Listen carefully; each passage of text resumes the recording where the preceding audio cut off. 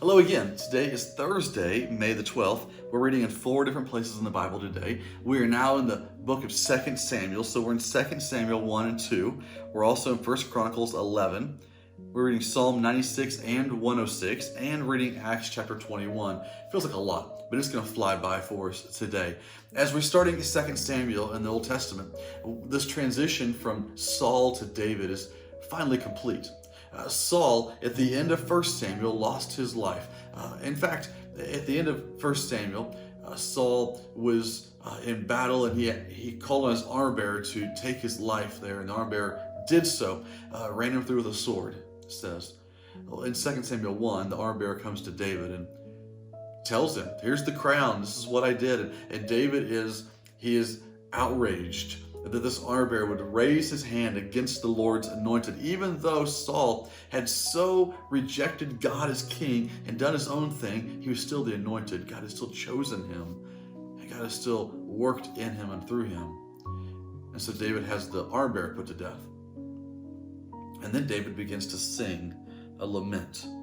He sings a lament for Saul, the king, and for Jonathan, Saul's son, Jonathan, or David's friend. He sings a lament for them. And I was reminded, as I was reading through this, that David he's a songwriter. He writes songs all the time. Many of them are recorded in the book we call Psalms. In the Psalms, we have many of his words written down. And I just wanted to read to you Psalm 96. It's one of the 2 Psalms that we read today. I want to read it to you because I want you to hear the heart of the new king of God's people. The first king, Saul, his heart beat for himself. Only for himself, only for what he could accomplish, only for his own arrogance, only for his own praise. But the new king, the second king of Israel, David, his heart beats for the king of creation. Listen to this. This is Psalm 96. David sings. Sing to the Lord a new song. Sing to the Lord, all the earth. Sing to the Lord.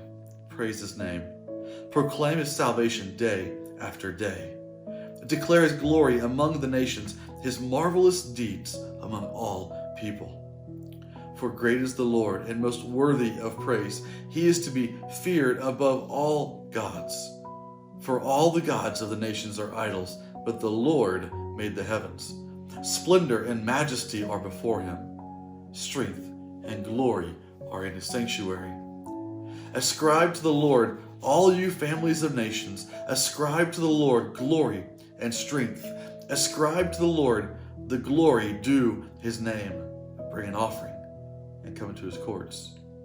Worship the Lord in the splendor of his holiness. Tremble before him, all the earth. Say among the nations, the Lord reigns. The world is firmly established. It cannot be moved.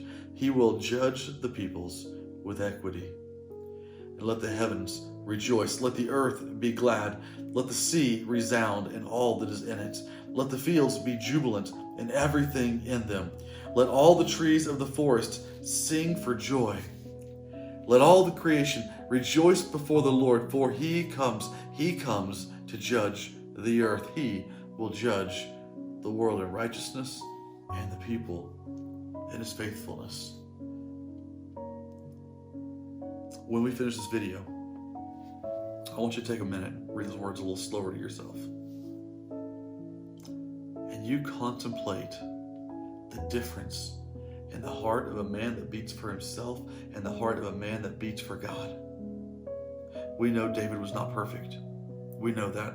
We're going to read all about that, but we know that even in his failings, even in his weaknesses, even in his flaws, David's heart pursued the heart of God. Pursued it and longed to be in the presence of God. That's the difference in a man who pursues only himself versus a man who pursues the King of all creation. What kind of person do you want to be?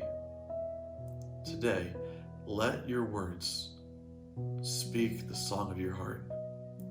Let your words either chase your own heart or chase the heart of God. What kind of person do you want to be? God has invited you to be his. Now it's time to choose. Until I see you again, you are sent.